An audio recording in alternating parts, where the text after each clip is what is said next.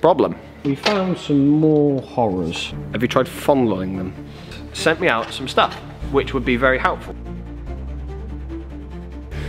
Wow. Is that Borat? So I'm just going through and editing the video right now, and I realised that I should probably throw this in somewhat at the start and then a couple of other times later on in the video. There are videos of me welding up the car, which does mean bright flashing lights, so if that's not your thing, trigger warning, I'll put the timestamps that you can skip to avoid that when we get there. Hello and welcome back to the rusty E46 M3. Now, as we've seen in the last video, the rot it's got a bit worse and there's more problem areas than we first thought. I've been digging and I've found even more. So we're going to have a quick run through and catch up with what I found before we start cutting and welding. So, first things first is this arch. Now, I've bared it back to metal and it's really hard to tell on camera, but it is just rippled so badly. Now here, where is it? There are what appear to be weld marks. Another one there. So it's, I think somebody has pinned it, welded a pin and then slide hammered to try and get the worst of it out, and then doused it with filler. Like, this is thick, man. So plan of attack for this is going to be cut this out here, along there, down to the sills. Now, we know we need to get new sills, which I'm working on.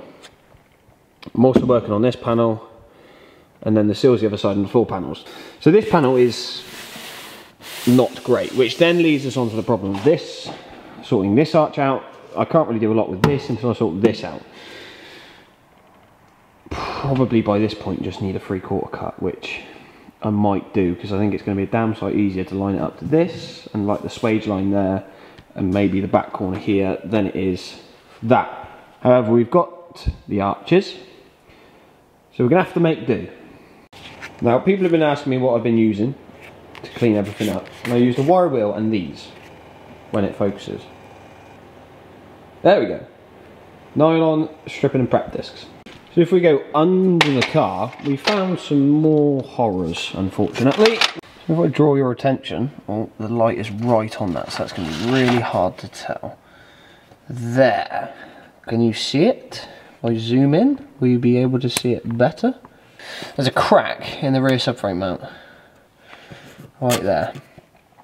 Which is another problem, because this is cracked, it's double skinned and you can't get it from the inside. So what I've been told, you've got to cut a square, weld the inside, flat the square off on the inside, and then weld the top skin.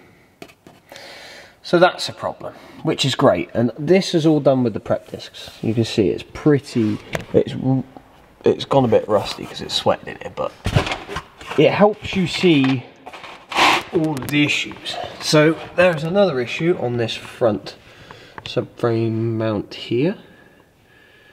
Again, can you see it? Yeah, obviously it's sweated and it's got quite bad, but it's cracked round the thread as well, and then that was the original crack.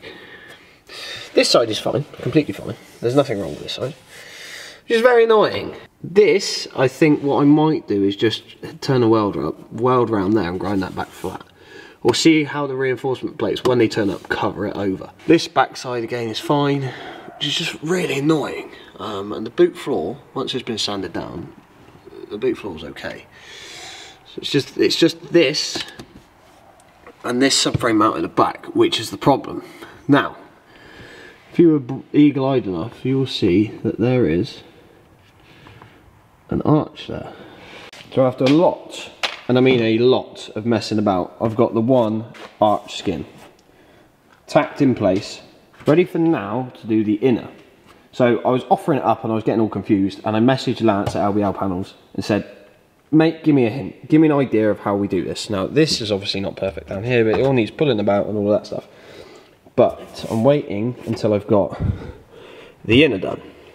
So plan of attack now is to go round and cut all of the rot out. Now there's a lot up here, and it's going to be tight here, and it's going to be tight on that back edge there. But I've got to cut the inner out, I've got to drill these spot welds out down here, and take this panel off, because I'll show you what you get in the kit when you order the arches.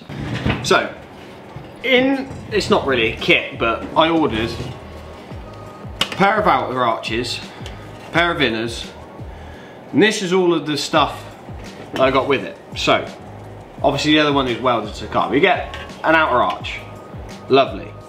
This is a small outer, so you small or large ones, depending on how far up the rust has travelled. And you get the inner arch, complete with the grommets and a stud for the anti-sag bumper thing. Don't know, my M3 hasn't got it.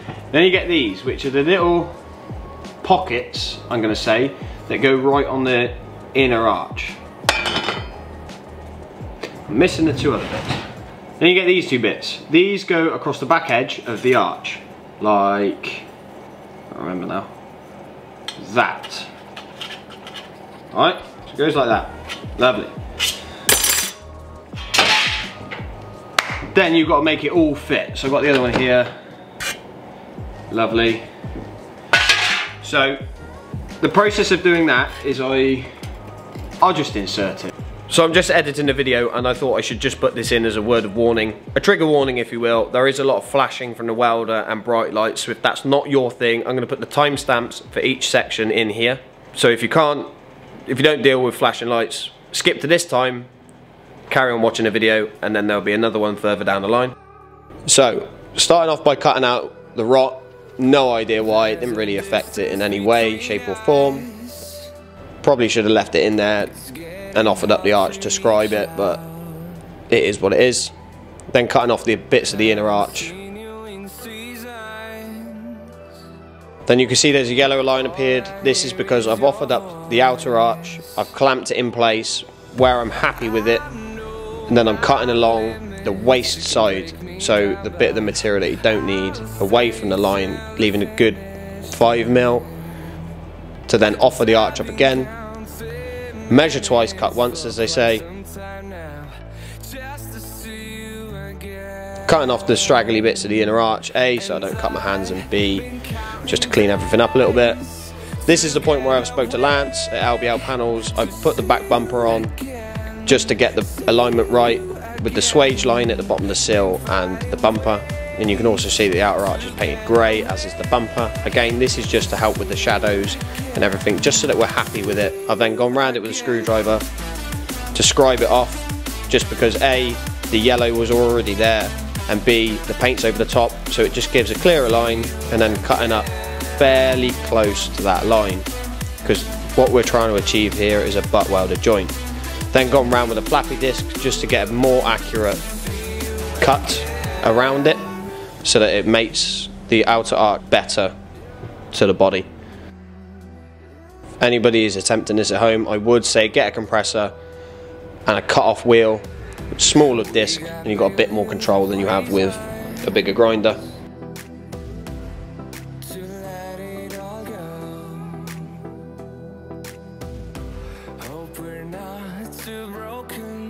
Again, constantly offering up the arch, making sure the scribe marks are clear, then cutting out the bottom part of the inner arch, just because it was kind of getting in the way.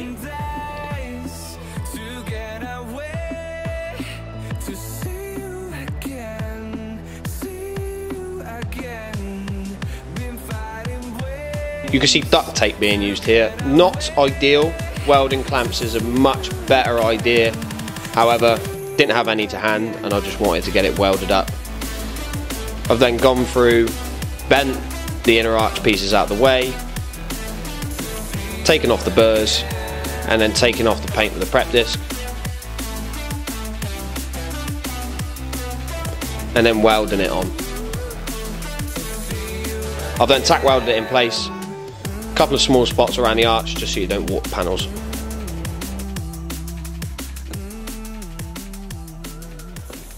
Oh, that's cracking stuff, isn't it? The lens is steaming up. Right.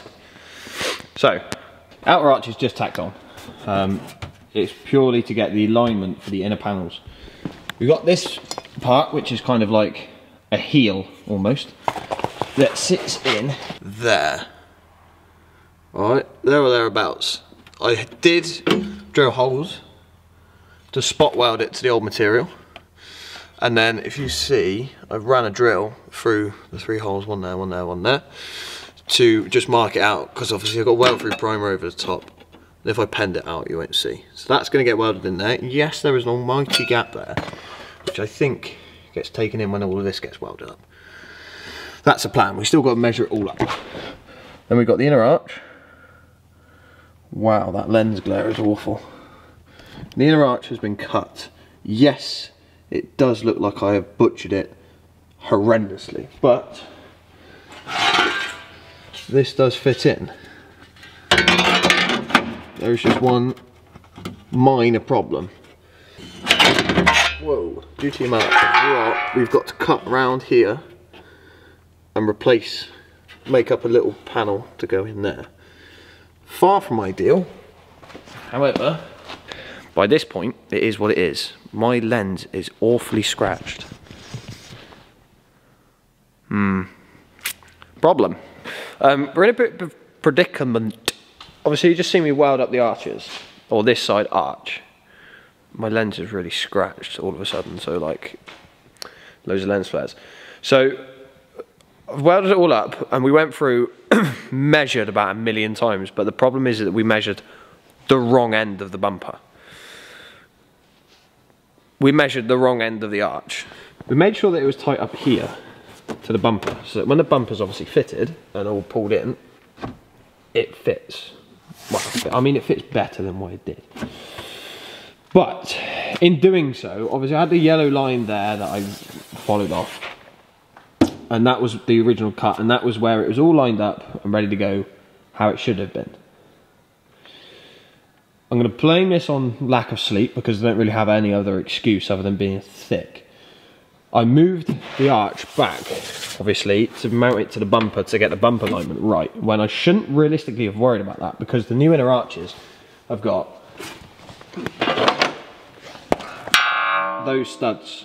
On those studs, anti-sag bumper mounts fit, which pulls the bumper in and stops all of it looking terrible, which it did, because obviously on my one, the inner arch was rotten out. So, what I'm getting at is this. This gap is atrocious. And this gap here, this is how we noticed it. This gap here, the fact that I could put my fingers in there, shouldn't obviously be like that. That should all be butted up square. So, the long and short of it is I got too caught up getting the back bumper right and didn't think about the sill until somebody on the TikTok live said, "Have you put the sill on yet?" No. So, there's a couple of options here. I'm going to cut this off, and we've even got to try and shunt it forward and get it round about right. Then fill the gap, which there's going to be some form of gap here with either the old arch or with another bit of plate or something. I've even got to go back to LBL panels and get the bigger arch, because he does a bigger sized arch, and then we're going to have to try and figure out how to fit it, which is now going to be a massive drama. Or I get a whole 3/4, which I'm trying to avoid that. I don't really want to buy a whole 3/4 just for that. Like, that seems massively wasteful and just not what I want to do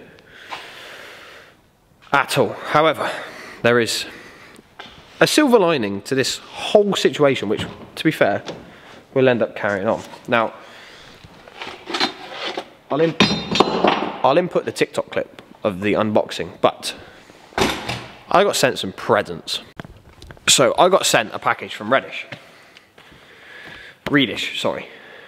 Reedish reached out to me. They liked the content. They liked that I was trying to do it myself, and that they are the main suppliers. Let's be honest, it's the people that I've heard about the most for BMW stuff. They are a BMW specialist, and they wanted to come together and collaborate and sent me out some stuff which would be very helpful. So they've sent me out the zinc coated jack and point reinforcement, the brake pipe replacements. Again, zinc coated.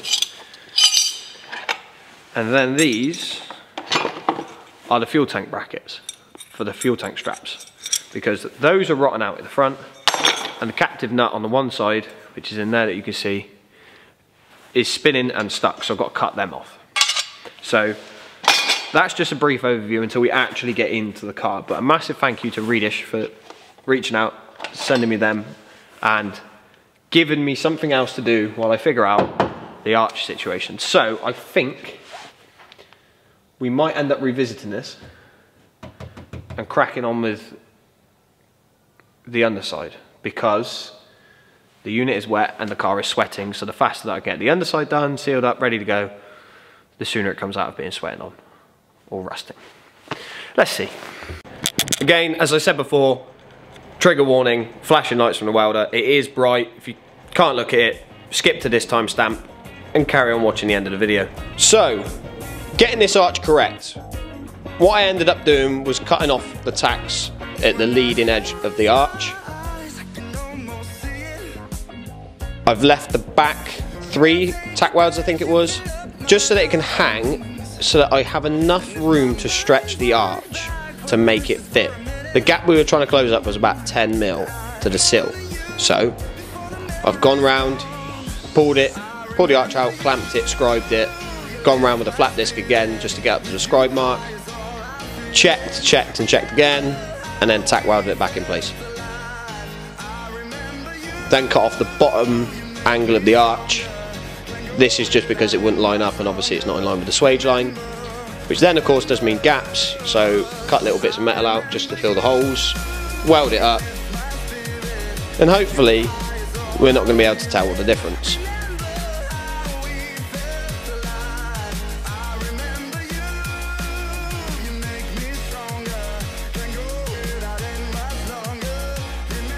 As I said before, you need to keep doing tack welds, letting the panel cool, just so you don't warp the metal too badly.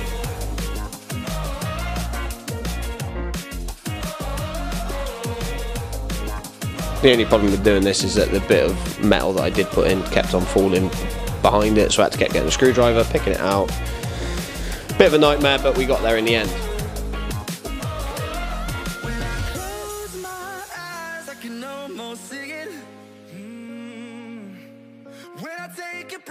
Flat disc it down, and this is an extra bit of metal I had to put on the inner arch just because of how big the rot was. So again, using a grinder, shaping it out. I did try to use tin snips, but my tin snips weren't cooperating.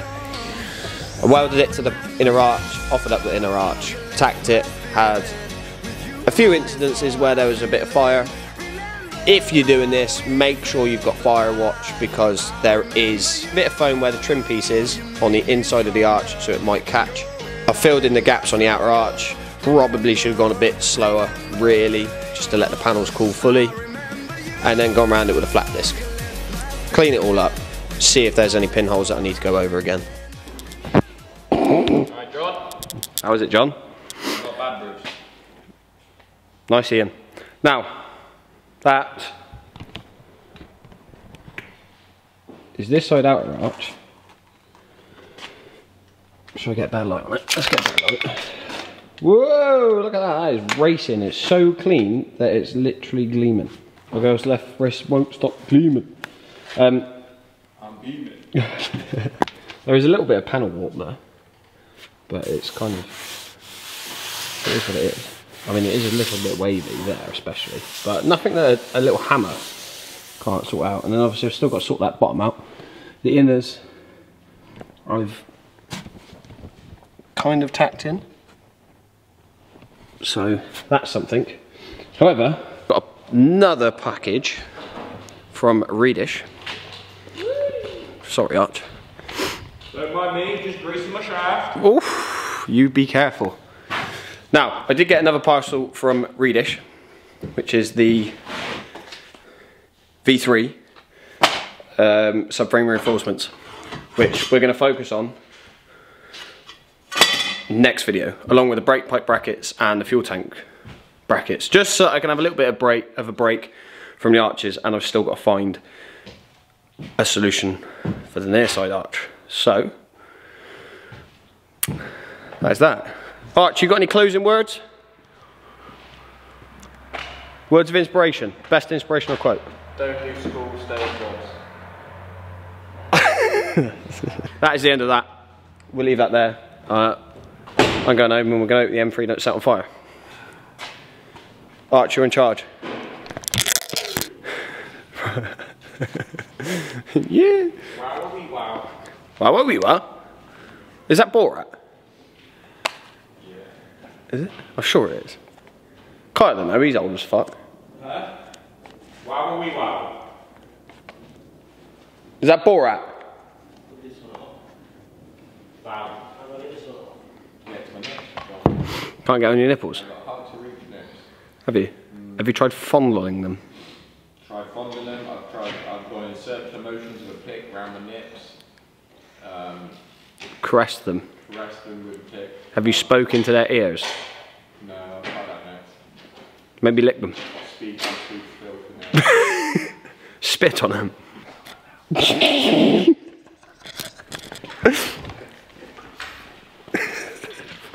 Fucking weirdos. Anyway, like, comment, subscribe. See you in the next video. Hopefully it'll be out sooner next time. I'd give up making promises with YouTube because it's just hard work, isn't it? Goodbye.